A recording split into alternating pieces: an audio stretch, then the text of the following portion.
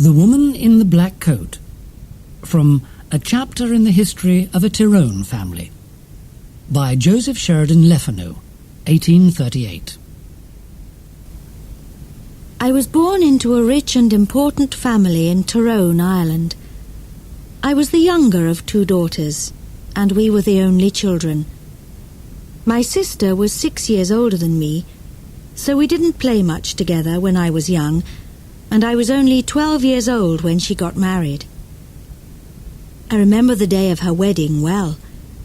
Many people came, all of them laughing, singing and happy. But I felt sad when my sister left with her new husband, Mr. Carew.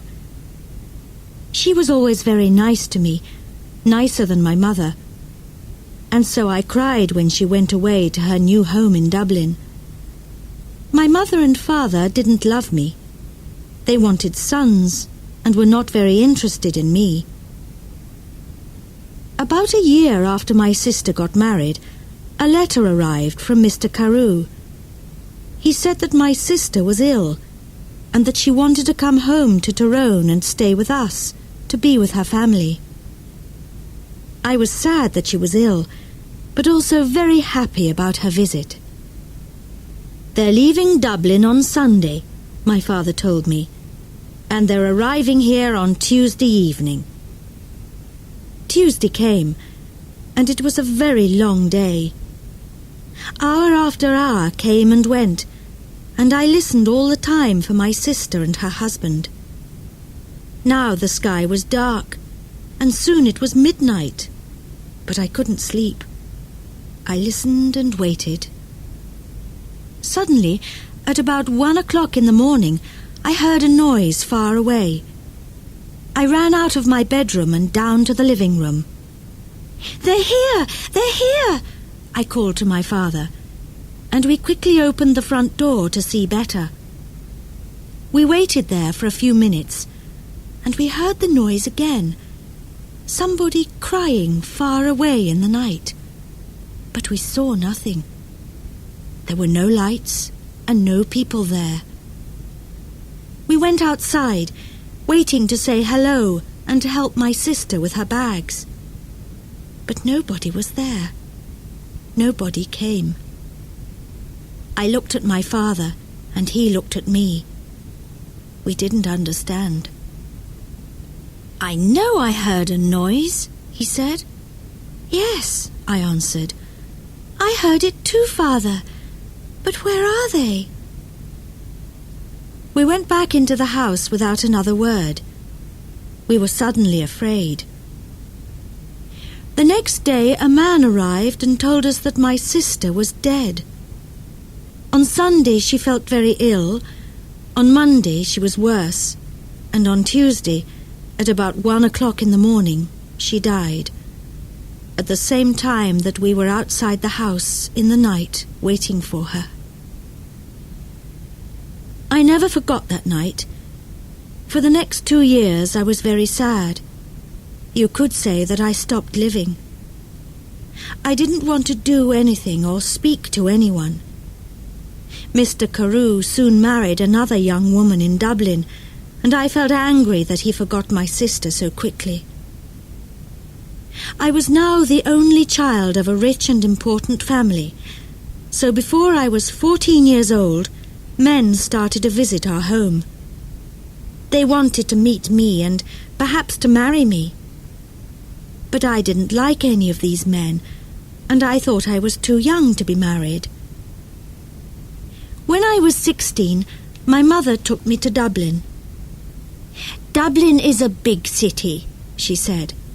"We're going to meet richer and more interesting men than the ones back home in Tyrone. We can easily find you a good husband in Dublin." In Dublin, I began to be happier.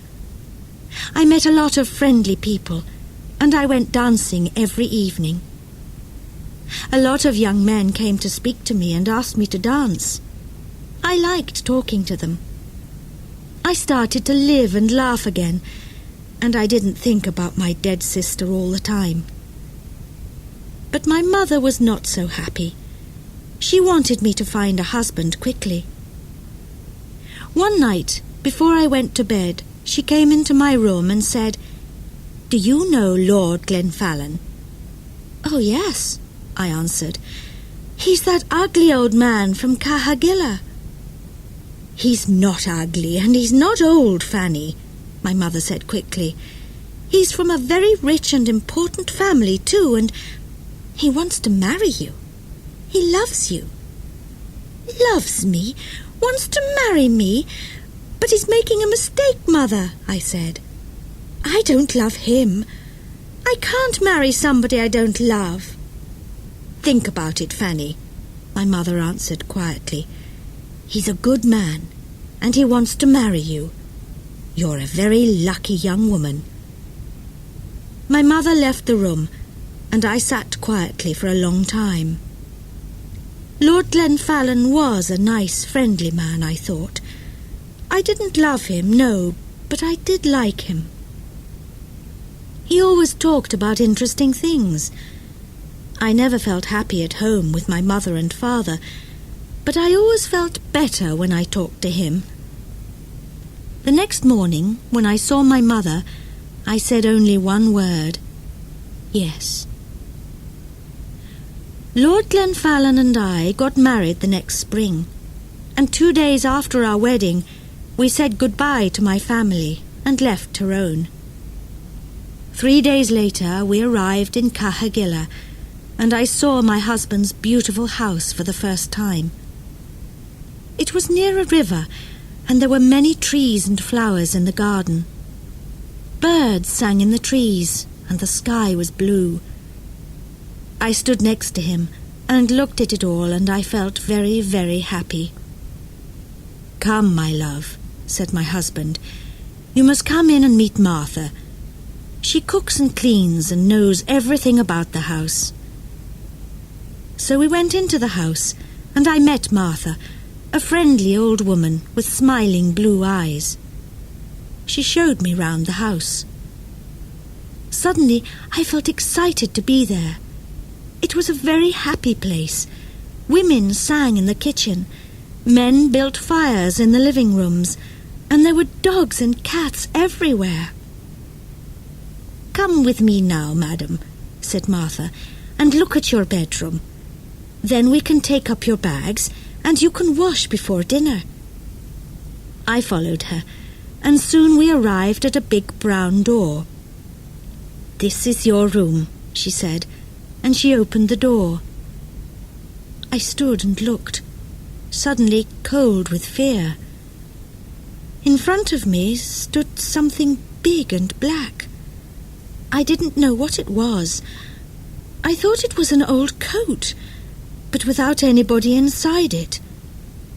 I jumped back quickly, very afraid, and moved away from the door. "Is something wrong, madam?" Mother asked me. "Nothing. Perhaps it's nothing," I answered quickly. "But I thought I saw something in there. I thought I saw a big black coat there when you opened the door." Martha's face went white with fear. "What's wrong?" I asked her. "Now you look frightened." "Something bad is going to happen," she said. "When someone sees the black coat in this house, we know that something bad is going to happen soon to the Glenfallen family. I saw the black coat when I was a child, and the next morning old Lord Glenfallen died. Something bad is going to happen now, madam. I know it." We went down to have dinner. I felt unhappy and afraid, but I didn't say anything to my husband about the black coat. I wanted to forget about it and be happy again. The next day, Lord Glenfallen and I went for a walk together to look round the house and gardens, because I wanted to know my new home better. "I like this house and all the people here," I said, "and I'm happy to be here with you. It's much better than Tyrone." My husband was very quiet for a long time. He walked with his head down, thinking. Then suddenly he turned to me, took my hand and said, Fanny, listen to me. Listen carefully. There's something I must ask you. Please, only go into the rooms in the front of the house. Never go into the rooms at the back of the building, or into the little garden by the back door. Never. Do you understand me, Fanny? His face was white and unhappy. I understood his words, but I didn't understand why he was suddenly a different man. Here at Kahila, he never smiled or laughed any more. Perhaps the back of the house was dangerous, I thought, but he didn't want to talk about it any more. We went back to the house without speaking, and again I tried to forget his words and to be as happy as I was before. It was about a month later that I met the other woman for the first time. One day I wanted to go for a walk in the gardens. It was a beautiful day, and I ran up to my room after lunch to get my hat and coat. But when I opened the door of my room, there was a woman sitting near the fire. She was about 40 years old, and she wore a black coat. Her face was white, and when I looked closely, I saw that her eyes were white too. She was blind. "Madam," I said, "this is my room. There is a mistake." "Your room?" she answered. "A mistake? No, I don't think so. I don't think there's a mistake. Where is Lord Glenfallen?" "Down in the living room," I said. "But who are you, and why are you here in my room?" "Tell Lord Glenfallen that I want him," was all she said. "I must tell you that I am Lady Glenfallen, and I want you to leave my room now," I said. "Lady Glenfallen, you are not," she cried, and hit my face very hard. I cried out for help, and soon Lord Glenfallen arrived. I ran out of the room as he ran in, and I waited outside to listen at the door. I did not hear every word, but I knew that Lord Glenfallen was very angry, and the blind woman was very unhappy. When he came out, I asked him, "Who is that woman, and why is she in my bedroom?" But my husband didn't answer me. Again his face was white with fear. His only words were, "Forget her." But I did not forget her, and every day it was more and more difficult to talk to my husband. He was always quiet now, always sad and afraid. He sat for hours looking into the fire with his unhappy eyes, but I didn't know why, and he didn't want to tell me. One morning after breakfast, Lord Glenfallen suddenly said, "I have the answer. We must go away to another country, to France or Spain perhaps. What do you think, Fanny?" He didn't wait for my answer, but left the room very quickly. I sat and thought for a long time. Why must we leave Kahila? I didn't understand. And I didn't want to go too far away from my mother and father in Tyrone. They were old now, and my father was sometimes ill. They didn't love me very much, but I wanted to be near them. I thought about it all day, and I didn't know what to say to my husband when he arrived back in the evening and came in to dinner. I said nothing. After dinner, I was very tired, and I went up to my bedroom early. I wanted to have a good night's sleep and think about it all again the next day. I closed my eyes and went to sleep. But I did not sleep well, because I dreamed of the black coat. Suddenly, I woke up. Everything was dark and very quiet, but somebody was at the end of my bed. There was a hand with a light, and behind the light was the blind woman. She had a knife in her other hand. I tried to get out of bed and run to the door, but she stopped me. If you want to live, don't move, she said. Tell me one thing. Did Lord Glenfallen marry you? Yes, he did, I answered. He married me in front of 100 people. Well, that's sad, she said, because I don't think he told you that he had a wife. Me. I am his wife, not you, young woman. You must leave this house tomorrow, because if you stay here, you see this knife? I am going to kill you with it. Then she left the room without a sound. I didn't sleep again that night. When morning came, I told my husband everything. Who is the blind woman? I asked him. She told me last night that she is your wife, that I am not your wife. Did you go into the rooms at the back of the house? Asked my husband angrily. I told you that you must never go there. But I didn't, I answered. I was in my bed all night. She came to me. Please tell me what is happening. My husband's face was white again now, and he didn't speak for a long time. Then he said, No, she is not my wife. You are. Don't listen to her. She doesn't know what she is saying. And he left the room. I ran to find Martha. I didn't like this house anymore. My husband was a difficult man, and I didn't understand him. Who was the blind woman? I wanted to know everything. Don't cry, madam, said Martha when I found her. Sit down and listen to me. What I am going to tell you is not very nice. The blind woman, the woman in the black coat, is dead. You saw her ghost. She was married to your husband, and she was Lady Glenfallen. Nobody knows how she died. Her bedroom was at the back of the house. Somebody saw your husband with a knife in his hand on the night she died. But did he kill her?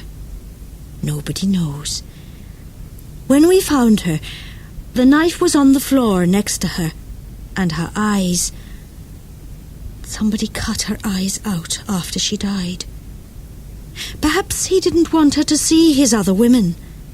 His next wife. You. I didn't wait to speak to my husband again. I left that day. I was too afraid to stay another minute at Kahila. I knew that the blind woman was going to come back again and kill me.